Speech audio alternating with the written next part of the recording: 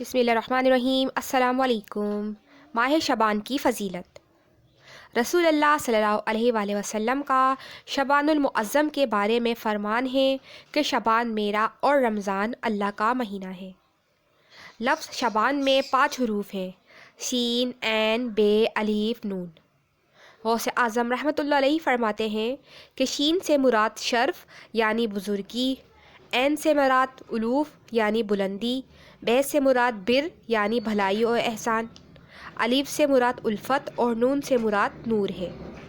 یہ تمام چیزیں اللہ تعالیٰ اپنے بندوں کو اس مہینے میں عطا فرماتا ہے۔ یہ وہ مہینہ ہے جس میں نیکیوں کے دروازے کھول دیے جاتے ہیں، برکات کا نزول ہوتا ہے، خطائیں ترک کر دی جاتی ہیں اور گناہوں کا کفارہ ادا کیا جاتا ہے، اور جناب محمد صلی اللہ علیہ وآلہ وسلم پر درود پاک کی کثرت کی جاتی ہے، اور یہ مہینہ نبی پاک پر درود پاک بھیجنے کا مہینہ ہے۔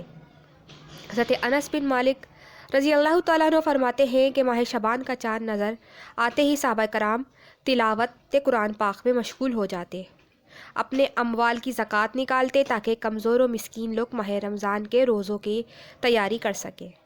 حکام قیدیوں کو طلب کر کے جس پر سزا قائم کرنی ہوتی اس پر سزا قائم کرتے اور بقیہ کو آزاد کر دیتے۔ تاجر اپنے قرضے ادا کرتے تھے، دوسروں سے اپنے قرضے وصول کر لیتے۔ یوں ماہ رمضان کا چاند نظر آنے سے قبل ہی سب اپنے آپ کو فارغ کر لیتے تھے۔ حضرت عبداللہ بن ابی قیس رضی اللہ تعالیٰ عنہ سے مروی ہے کہ انہوں نے حضرت عائشہ صدیقہ رضی اللہ تعالیٰ عنہ کو فرماتے سنا ہے کہ میرے سرتاج صاحب معراج اللہ کا پسندیدہ مہینہ شعبان تھا، اس میں آپ روزے رکھتے پھر اسے رمضان سے ملا دیتے۔ نبی پاک نے فرمایا کہ جو شعبان میں اچھی تیاری کرے گا اس کا رمضان اچھا گزرے گا اور وہ ماہ رمضان کی برکتوں اور سعادتوں سے بہرہ مند اور لطف اندوز ہوگا۔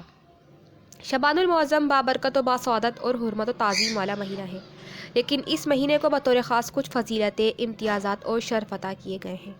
یہ مہینہ شہر التوبہ بھی کہلاتا ہے، اس لیے کہ توبہ کی قبولیت اس ماہ میں بڑھ جاتی ہے۔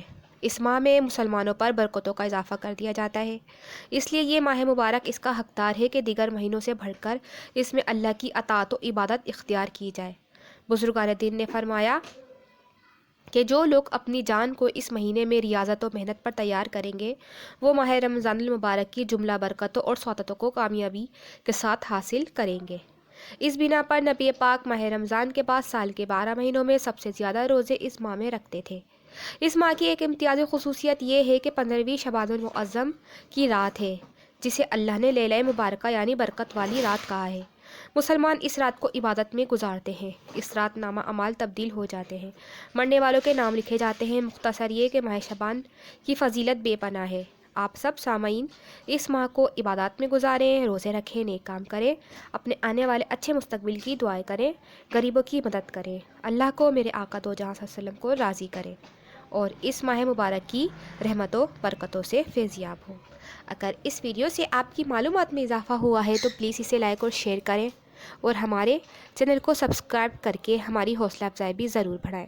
شکریہ۔ اللہ حافظ۔